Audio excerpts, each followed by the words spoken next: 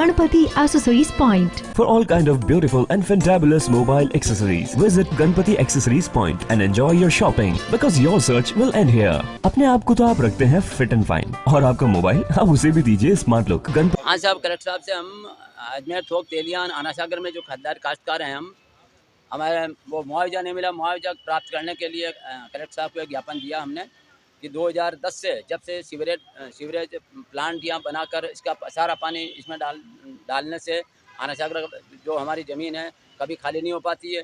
बिना बारिश के 12 मास भरी रहती है।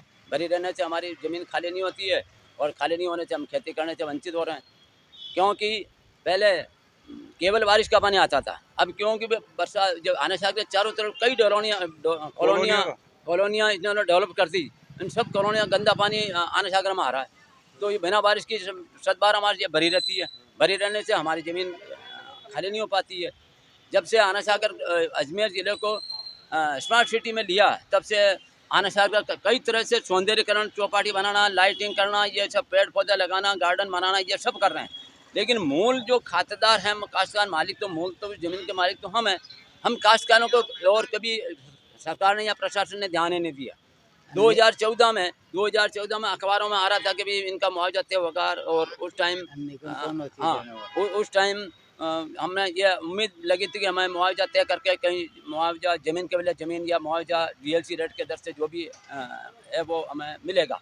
लेकिन गवर्नमेंट तो चुप होकर बैठ गई। इनको तो बिना एक्वायर कर किए ही जलमग्न कर दी। जलमग्न करने से इन्होंने ये सोच लिया कि तो सरकारी हो गई है, इनके धनी दौरी कोई है नहीं। और हम ये इंतजार में बैठे हैं कि हमें गवर्नमेंट अब सोचे। कई बार हम आरती डोगरा कलेक्टर साहब थी यहाँ, तब से हम ज्ञापन देते आ रहे हैं, लेकिन आज तक कोई अब क्या सरकार बदली है तो हमें उम्मीद बनी है कि हमें ज़रूर मुआवजा मिलेगा। और अभी बीजेपी सरकार जब आई है, इनके जो गारंटी योजना थी उसमें किसानों को मुआवजा करके एक पॉइंट था, उस मुआवजे के तहत हमें ये उम्मीद लगी कि हमें अब ज़रूर मुआवजे देने की कार्रवाई की जाएगी। जमीन तो करीब आना सागर में 3200 बीघा जमीन है और 1 इंच भी जमीन सरकारी नहीं है। ये इसको झील कहते हैं। ये मानव निर्मित झील है, ये कुदरती झील नहीं है। सब में खानदानी जमीन है।